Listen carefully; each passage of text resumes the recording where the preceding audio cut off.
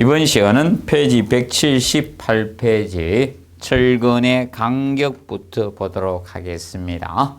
자, 이 철근의 간격에서 주의하실 거는 이 점에 대해서 주의를 해 주시면 되겠습니다. 보통 건축물에서는 보통 간격 치수가 나온 것은 중심에서 중심까지로 보통 표현을 합니다. 그러면 기둥 중심에서 기둥 중심 또는 말뚝 중심에서 말뚝 중심, 보통 중심 간격인데 철근의 경우는 순 간격이 됩니다. 그래서 철근 간격, 예를 들어서 이형철근이면 이렇게 마디나 리버가 돌출이 이렇게 되겠죠. 이렇게 리버가 있다. 자, 그랬을 때, 자, 이 표면에서 가장 많이 튀어나온 표면에서 콘크리트 표면까지의 최단거리로 나타내게 됩니다. 이것이, 자, 이것이 철근의 순간격이라 합니다. 이것이 순간격 개념이 됩니다. 자, 그래서 철근 간격은 순간격으로 나타난다는 점을 꼭 기억을 해 두십시오. 콘크리트를 타설 했을 때 여기에 콘크리트가 이동할 수 있어야 되죠. 그래서 철근과 철근 사이 콘크리트 들어가서 구석구석까지 밀실하게 채워질 수 있어야 되기 때문에 철근의 간격은 순간격으로 나타난다는 점을 꼭 기억을 해 두시기 바랍니다. 그래서 거기 보시면 철근의 순간격은 굵은 골재 최대 치수의 3분의 4 이상, 그리고 거기 철근 25mm 이상, 그리고 철근 공칭 직경의 1.5배 이상, 이 세 가지 값 중 가장 큰 값으로 우리가 하게 됩니다. 그래야지만 콘크리트 타설 시 그 철근 사이로 콘크리트가 충분히 채워질 수가 있습니다. 그 측면을 알아두시고요. 그 다음에 철근의 피복적인 측면, 철근의 피복은 시험이 3번 출제가 되었습니다. 피복. 자, 철근의 피복의 개념상 우리가 정리하실 거는 이 측면을 우리가 알아두도록 해 두시면 되겠습니다. 자, 예를 들어서 기둥의 예를 들어 보시면 기둥이 이렇게 있었습니다. 그러면 기둥의 철근은 일반적으로 이 수직 철근이 축방향 철근 메인바 주근이 있고요. 주철근이 있고 이것을 감싸는 철근인 띠철근 후프바의 개념이 있습니다. 후프바. 띠철근이 있습니다. 띠철근. 후프바의 개념이 있어요. 띠철근에서 후프바. 그래서 이 띠철근이 있는데 이것이 메인바가 됩니다. 메인바. 그래서 이렇게 있을 때 그러면 지금 철근의 피복에서 기둥의 경우는 바깥에 철근을 감싸는 띠철근이 이렇게 돌아가고 있고요. 자, 내부에 바로 이 주철근 개념이 있습니다. 주근이 이렇게 놓여지게 됩니다. 주근이 있고요. 그러면 피복 두께라는 것은 바로 철근 표면에서 콘크리트 표면까지 최단거리입니다. 표면에서 표면까지 최단거리, 이것이 피복 두께가 되는 겁니다. 이것이 피복 두께의 개념이 됩니다. 그러면 철근의 피복 두께는 철근 표면과 이것을 감싸는 콘크리트 최단거리인데 이 철근 표면과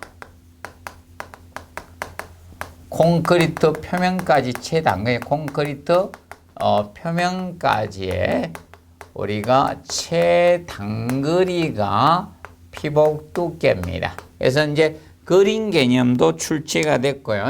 해설형도 나왔었습니다. 그러면 철근 표면이라는 것은 그 부재마다 차이점이 있게 됩니다. 자, 그러면 기둥의 경우, 기둥은 지금 현재 자, 이 사각형 기둥이 있을 거고요. 사각형 기둥에서는 보통 이제 이 띠철근이 되고요. 띠철근, 후프바해서 후프근이라고도 하고요. 그리고 자, 다각형 기둥하고 사각형보다 자, 이 각이 많은 다각형 기둥이나 원형 기둥이 있는데, 그래서 이 경우의 철근은 보통 나선철근이라고 합니다. 나선철근. 자, 이 나선철근은 자, 나선형으로 이렇게 감아 올라간다 해서 나선철근이라고 합니다. 나선철근 개념이 됩니다. 기억하시고요. 그 다음에 이제 보실 때, 자, 이 보의 경우는 우리가 이 감싸는 철근을 기둥에선 띠철근이라 명칭하지만 보에선 이름이 달라집니다. 보는 자, 늦근, 스트럽이라고 칭합니다. 스트럽, 늦근, 스트럽 개념이 되고요. 그 다음에 슬래브의 경우, 이 슬래브 바닥판의 경우는 슬래브는 자, 주근 개념이 됩니다. 주근. 그래서 이 주근은 자, 주철근이 되는데 슬래브만 예외. 얘들은 주근이, 기둥이나 보의 경우는 주근이 안쪽에 있고 바깥에 보조근이 감싸는 형태고요. 슬래브는 판부재의 경우는 주근이 바깥쪽으로 돌출됩니다. 그래서 사람도 그래서 가슴판이 갈비뼈가 최대한 바깥쪽으로 나와 있습니다. 그리고 자, 여기에 자, 얼굴에 보시면 얼굴을 보통 쌍판이라고 하죠. 그래서 이마를 딱 보시면 최대한 뼈가 바깥쪽으로 돌출됐습니다. 그래서 사람과 같이 배근했다 보시면 됩니다. 그래서 이렇게 보실 때 갈비뼈를 딱 만져보시면 바깥으로 돌출되어 있고 갈비뼈가 장변이 아닌 단변 쪽으로 가고 있습니다. 그게 메인바입니다. 그래서 단변 방향 인장철근이 주근이 됩니다. 단변 방향 인장철근 이것이 주근 개념이 됩니다. 주근. 그래서 기억을 해 두시고요. 그래서 정리를 해 두시면 되겠습니다.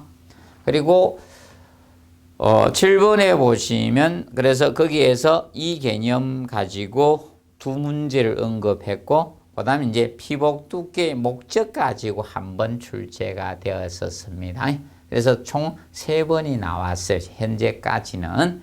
그러면 철근의 피복을 이제 두께를 이제 두고 한 목적적인 측면은 첫 번째 기억에 내구성 나오죠. 내구성 철근의 방청 유지가 됩니다. 그래서 이것이 사실 철근의 방청 유지가 철근 피복도의 가장 주된 목적이라 보시면 되고 그래서 페이지 179페이지에 보시면 3번에 철근 공의 철근을 녹슬게 하는 시간 연수 개념이 나오죠. 그래서 철근의 연수 산정에서 보시면 이것이 녹슨데 걸리는 시간이 피복 두께에 따라 틀려집니다. 그래서 T는 이 녹슨 시간은 7.2 곱하기 피복 두께의 자성이 되는 거예요.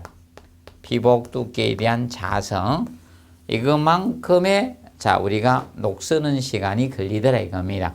그러면 2cm가 피복 두께다 그러면 2는 4가 되니까 28.8년 정도가 녹이 썰고요.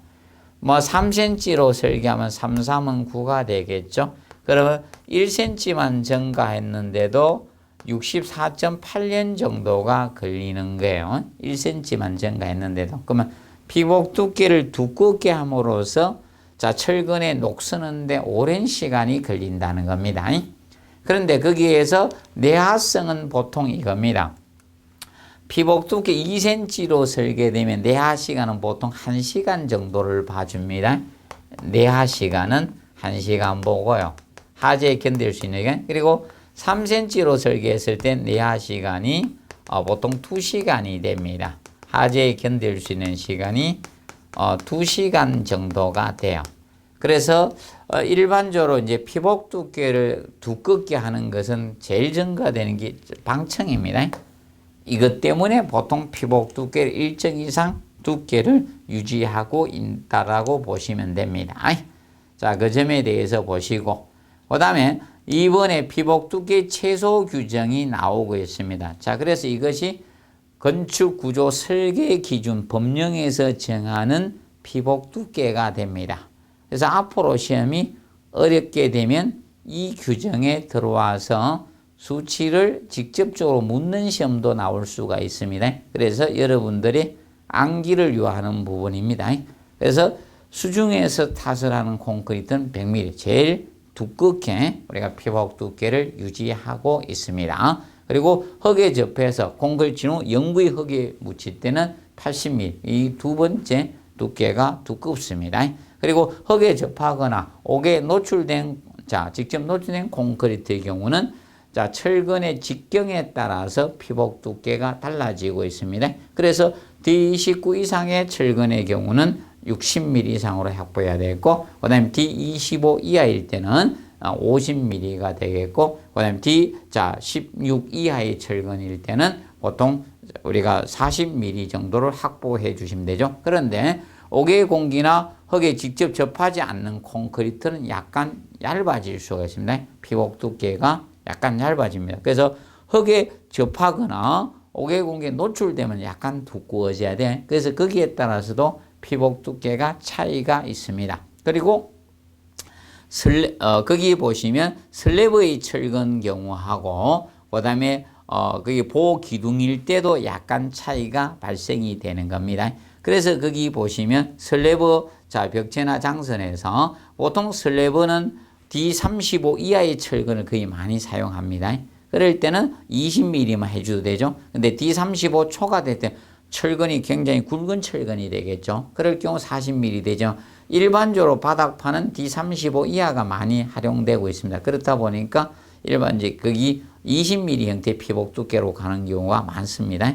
그리고 보호 기둥일 때는 40mm가 돼요. 부재에 따라서도 약간 차이가 있을 수가 있습니다. 그 측면을 봐두세요. 그래서 참고상 보시면 네모 박스에 피복 두께 영향을 주는 요인들을 보시면 구조의 종별에 따라서 차이가 있다. 자, 어떤 구조체냐? 슬래브에 사람도 바닥판이 두께가 얇고요. 팔다리가 피복 두께가 두껍습니다. 그거와 같이 기둥이야 보야 이런 거에 따라 철근 피복 두께는 달라질 수가 있습니다. 그리고 흙과의 접촉 여부, 외부 공기와의 실내야 실외야 공기 접촉 여부하고도 관계있고, 경량 콘크리트, 보통 콘크리트 영향도 줍니다. 보통 경량 콘크리트는 콘크리트 중성화가 빠릅니다. 그래서 보통 콘크리트에 비해서 피복 두께를 1cm 증가하는 형태로 많이 가고 있고요. 그리고 저런 거 옥의 여부에 따라서 틀려졌었죠. 그 차이점도 있고요. 그리고 내구성 있는 마감을 해주면 피복 두께가 약간 얇아질 수 있고요. 내구성 마감 안 하는 피복 두께가 더 두꺼워져야 됩니다. 그리고 아까와 같이 D29 이상이야, D25 이하야, 철근의 지름, 직경에 따라 주근의 직경에 따라서도 피복 두께는 달라집니다. 사람도 허벅지 피복 두께하고 손가락의 피복 두께는 달라지고 있죠. 그래서 직경에 따라서 피복 두께는 달라진다는 점을 학습을 해 두시면 되겠습니다. 그리고 180페이지 제4절에 보시면 거푸집 공사. 거푸집 공사는 지금까지 많은 시험 문제를 내지는 않았습니다. 거푸집 공사는 원래 거푸집이라는 것은 콘크리트가 시멘트, 모래, 자갈을 합쳐서 물로 반죽을 해 놓은 상태이기 때문에 유동성 있는 콘크리트죠. 이걸 원하는 형체 형상을 만들기 위해서 형틀이 필요한데 그걸 거푸집이라고 해요. 그러면 자체적으로 낸 것은 사실 거푸집 부속품에서 폼타의 딱 한 문제고요.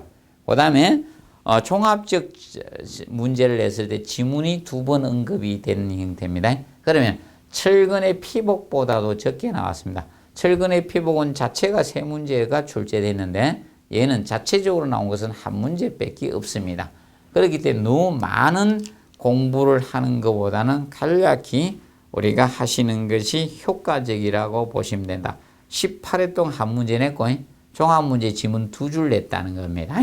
자, 그래서 그 부집적인 측면은 그 부집 부속품을 정확히 학습을 해 놓으세요. 그래서 181페이지에 보시면 그 부집 부속품 개념이 나오고 있습니다. 그래서 긴장제하고 자, 거기서 폼 타이 개념이 나오죠. 그래서 부속품에서 그래서 폼 타이하고 폼 타이 여기 이제 출제가 되었죠. 자, 보통 이 개념이죠. 그 부집에다가 그 부집이 있을 때 여기에다가 콘크리트를 부어 넣어요. 콘크리트를 부어 넣었을 때 자, 이거죠. 여기에서 측압에 의해서 자, 배부름 현상이 생길 수 있죠. 그러면 벌어질 수가 있다는 겁니다. 그걸 바깥에 감아주는 것이 폼 타이어 긴장제 개념이 되는 겁니다. 그리고 격리제는 separate. 그러면 보통 여기는 영어를 한글로 쓰는 것으로 시험을 출제합니다. 그래서 여기는 그 앞에 격리제나 영문 철자를 쓰지 않고요. 그래서 거기 나오는 폼 타이어 separate space 이 개념을 정확히 해 놓으시면 됩니다. 그러면 separate하고 space는 비교 학습을 꼭 해 놓으시고 그 부집 상호 간의 간격 유지한 것은 separate고 자, 그 부집하고 철근과의 일정한 간격에서 피복 두께를 유지한 것이 스페이스입니다. 그러면 앞으로는 스페이스가 더 중요하다고 보면 되겠습니다. 그래서 스페이스에 대해서는 정확히 여러분들이 학습을 해 놓으시기 바랍니다. 스페이스.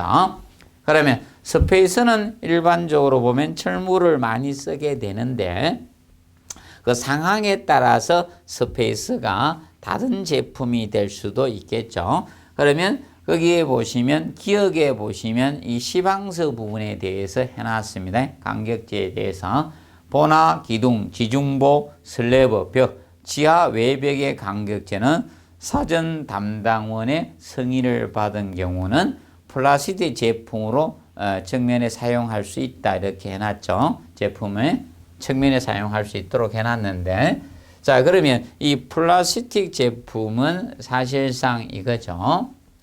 일반적으로 플라스틱이라는 것은 단점이 있을 수밖에 없거든요. 단점이 있을 수밖에 없기 때문에 보통 플라스틱 제품의 단점은 콘크리트하고의 열팽창률의 차이가 있을 수밖에 없습니다.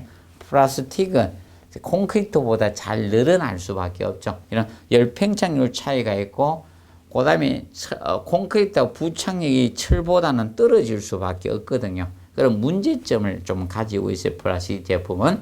그리고 니은에 보시면 노출 콘크리트 면에서 그 부지면에 접하는 고임제나 간격제는 모르타르 콘크리트 이는 스테인리스 제품이나 부식되지 않는 제품을 사용한다. 자, 그래서 노출 콘크리트라는 거죠. 노출이 되면 일반 철제를 쓰게 되면 녹슬기 쉽잖아요. 그래서 녹슬지 않는 스테인리스나 이 플라스틱 제품을 우리가 사용을 할 수가 있는데 사용해야 되는데 주의할 점은 아까 플라스틱 제품은 단점에 대해서 가르쳤죠. 콘크리트하고 열팽창률 차이가 있고 그리고 이 부착력에 대한 문제점을 가지고 있는 이런 단점을 가지고 있습니다. 그리고 스테인리스는 일반적으로 다른 이제 금속 간의 접촉에 의해서 이 금속과 접촉하면 보통 이온화 경향의 차이 이런 거에서 부식이 이루어질 수도 있고 이런 문제점이 조금 생길 수가 있습니다. 그래서 이 불명한 점이 좀 있다는 이런 것이 조금 단점으로 작용될 수 있습니다. 그래서 담당원 승인을 얻어서 우리가 기본적으로 사용을 우리가 해 주셔야 됩니다. 요 108 82페이지 보시면 이 생콘크리트의 척압적인 측면이 나오고 있습니다. 생콘크리트의 척압. 생은 아직 굳지 아니한 콘크리트를 생콘크리트라고 하죠. 생콘크리트의 척압적인 측면, 척압. 생콘크리트의 척압. 자, 이 생콘크리트 척압 개념은 바로 이것을 의미합니다. 지금 봤을 때, 자, 이 거푸집이 있을 때, 거푸집이 있으면 여기에 콘크리트를 부어 넣어요. 콘크리트 타설을 하게 되면, 자, 이 측면으로 이 거푸집의 옆으로 자, 미는 힘이 이렇게 생기게 됩니다. 자, 이것이 척압인데, 척압이라는 것은 측면으로 가해지는 압력이죠. 측면으로 가해지는 압력을 우리가 척압이라고 해요. 그러면 식사하시면 배티 나오는 것이 척압입니다. 척압. 그래서 측면으로 가해지는 압력이 척압인데, 그러면 이 척압적인 측면이 폼 타이하고 연관이 많죠. 그래서 제가 지금까지 강의 시작한 이후로 계속 했는데 아직 폼 타이는 나왔는데 아직 이것은 나오지 않았습니다. 척압적인 측면을 공부하시는데, 쉽게 척압은 식사했을 때 배 나오는 걸라 생각하고 똥배가 튀어나온다 이렇게 생각하고 학습을 하시면 되겠습니다. 그래서 생콘크리트 척압적인 측면에 봤을 때, 자, 거기 용어상 봐두실 거 부배합 개념이 나오죠. 부배합. 부배합이라는 것은 반대 개념은 빈배합이고요. 빈배합이고, 그럼 콘크리트 배합을 할 때 시멘트의 사용량이 많은 배합을 부배합이라고 합니다. 부배합. 그럼 부배합은 시멘트 사용량이 많은 배합에 시멘트 사용량이 많은 거예요. 보통 기술적으로는 콘크리트 1세제곱미터 비빔했을 때 시멘트의 사용량이 300kg 이상 사용되는 것을 부배합이라고 하고요. 그 다음에 빈배합은 반대로 시멘트 사용량이 적은 거예요. 적은 겁니다. 그러면 배합비로 따지면 1대 시멘트 1일 때 모래 2. 자, 자갈 4의 배합비가 바로 부배합비입니다. 1대 2대 4. 항상 시멘트, 모래, 자갈 순입니다. 그런데 부배합은 뭐 1대 3대 6이나 1대 4대 8의 배합비로 넣어줍니다. 그러면 항상 이런 시멘트예요. 그 다음이 모래, 자갈의 배합비입니다. 그럼 보통 1대 2대 4의 배합비로 했을 때 이때 시멘트가 얼마 들어가는가 하면 1세비에 보통 320kg 들어가거든요. 1입방미터 비빔할 때 포대수로 8포대 들어갑니다. 포대 시멘트 한 포대가 40kg가 됩니다. 그래서 약 8포 정도의 그것이 들어가는데, 그래서 1대 2대 4의 배합비는 자, 바로 이것이 의미합니다. 기억을 해 두시고요. 그래서 부배합일수록 척압은 커집니다. 그러면 잘 쉽게 시공 연도가 좋아서 콘크리트 타설이 잘 되면 척압은 커지는 겁니다. 우리도 잘 먹으면 배티 나오죠. 그와 같이 시공이 용이성이 좋고 잘 들어가면 척압은 커집니다. 그래서 부배합일 땐 척압이 커지고 빈배합이 척압이 준다라고 보시면 됩니다. 그리고 철근양이 많을수록 척압은 적어요. 왜냐하면 콘크리트를 어느 정도 구속을 해줄 수가 있습니다. 그래서 철근양하고 철근양은 서로 자, 우리가 척압하고는 반비례 관계가 성립이 되는 거예요. 그래서 잘 모르시면 갈비뼈가 척압이 나옵니까? 똥배가 척압이 나옵니까? 그걸 기억하시면 되겠습니다. 그리고 온도가 높을수록 척압은 적습니다. 자, 온도가 높아지면 자, 응결이 빨라집니다. 응결이 빠르고 수분 증발이 빨라질 수밖에 없죠. 그러니까 전체적으로 슬럼프 값이 떨어지는 거예요. 슬럼프 값이 떨어질 수밖에 없는 거예요. 그러니까 잘 안 들어가는 겁니다. 그렇게 척압은 적어지는 겁니다. 그래서 기억하세요. 그리고 습도하고 온도는 서로 반대로 간다는 점을 항상 명심하세요. 온습도는 반대로 갑니다. 온습도가 같은 방향으로 가고 있으면 두 분 중에 한 분이 틀렸습니다. 항상 온도와 습도는 반대라는 것을 꼭 명심하시기 바랍니다. 어떤 시험 문제가 나오는데 온습도가 같이 나오더라. 같은 방향으로 가고 있다면 둘 중에 한 놈은 역적입니다. 둘 중에 하나가 답입니다. 근데 만약에 옳지 않는 것을 물었는데 둘이 반대로 가고 있으면 둘 다 읽을 필요도 없습니다. 내용을. 둘 다 맞는 지문입니다. 그래서 항상 기억하시면 된다. 그리고 단면이 클수록 척압은 커집니다. 많은 콘크리트 양이 들어가니까 척압은 커집니다. 예를 들어서 아이유 씨가 척압이 큽니까? 강호동 씨가 척압이 큽니까? 그렇게 생각하시면 돼요. 단면이 클수록 척압은 커집니다. 그리고 거푸집널이 매끈하면 콘크리트가 잘 들어가요. 그렇게 척압이 커집니다. 그리고 거푸집의 강성이 클수록 강성은 어떤 외력이나 하중이 작용했을 때 변형이 적은 성질을 강성이라고 했잖아요. 그러면 거푸집의 강성은 결과적으로 틈새가 없다는 거예요. 변형이 없다는 거죠. 그러면 누수가 안 된다는 겁니다. 그러니까 척압은 커집니다. 거푸집의 투수 누수인 클수록 물이 새야지만 이 척압이 물이 새게 되면 물이 밖으로 빠집니다. 그러면 댐비빔이 되죠. 그러면 척압은 줄어들 수밖에 없는 겁니다.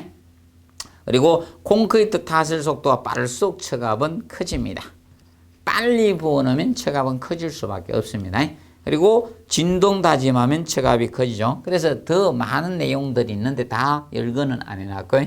그래서 여러분들이 꼭 기억하실 것이 이 반비례예요. 이 반비례 관계를 이 세 가지를 정확히 기억을 하시면 되겠습니다. 반비례 관계. 그 반비례 관계는 그래서 철근양이다. 그래서 이 철근양하고 척압과의 관계는 반비례 관계예요. 그래서 철근양이 많아지면 척압은 줄어듭니다. 그리고 온도죠. 온도가 하고 척압하고는 반비례 관계. 온도가 커지면 척압은 줄어들고 온도가 작아지면 척압은 커지게 됩니다. 그리고 세 번째, 이 거푸집의 투수 누수성 개념이 됩니다. 거푸집에 이 물이 얼마나 투가 되느냐, 누수가 얼마 되느냐, 물의 새는 그래서 이 개념하고 척압과의 관계는 반비례 관계가 형성됩니다. 이것이 반비례 관계가 형성이 됩니다. 기준 설정해 주시고요. 그래서 이 세 가지 측면을 이것이 반비례 관계가 되고요. 나머지는 비례 관계가 형성이 된다라고 보시면 되겠습니다. 비례 관계 측면을 봐두시고요. 그다음에 거푸집 종류적인 측면에서 다루고 있는 거푸집 종류적인 측면에서는 별도로 막 열심히는 하지 마시고요.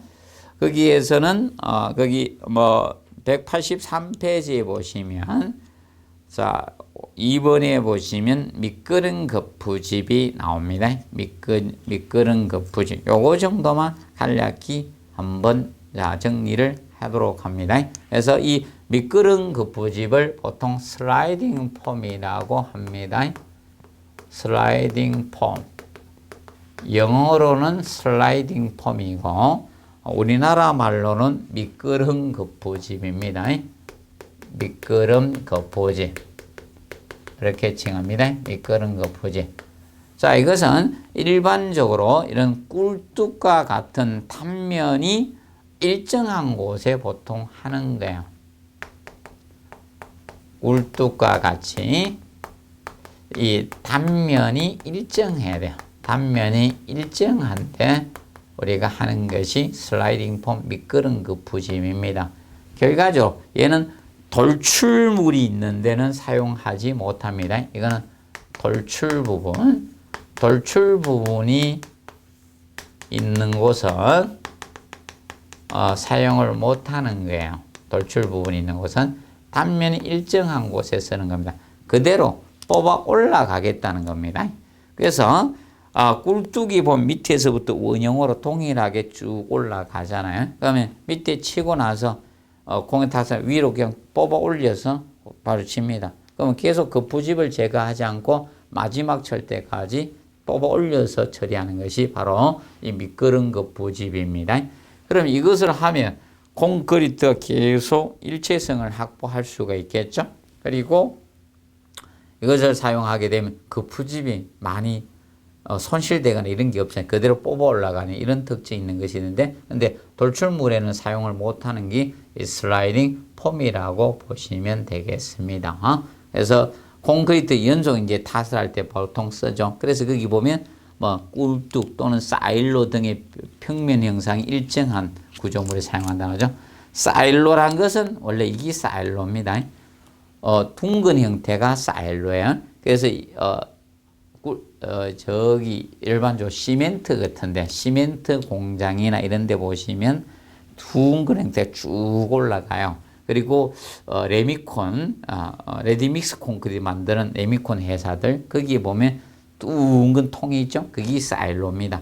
원래 사일로는 목장에서 근초 더미를 보관하기 위해서 이렇게 둥글게 쌓아놓은 것이 사일로의 시초였습니다. 근데 그것이 이제 이런 시멘트 공장이라든지 레미콘 회사 이런 데 보통 이 둥근 사일로 형태가 있습니다. 그런 거 만들 때 우리가 쭉쭉 뽑아 올라가는 것이 슬라이딩 폼이라고 보시면 되겠습니다. 그래서 교수님들 옛날에 이거 많이 배우셨기 때문에 한번 알아두시면 되겠습니다. 그래서 얘는 보통 마지막 공사에서 그 부집을 해체하지 않고 계속 연속해서 우리가 탓을 하는 형태의 그 부집이라고 보시면 되겠습니다. 그래서 이번 시간은 여기서 마무리하고 다음 시간에 그 각부 구조가 이제 들어가기 때문에 내용이 좀 길기 때문에 여기에서 마무리하도록 하겠습니다. 수고하셨습니다.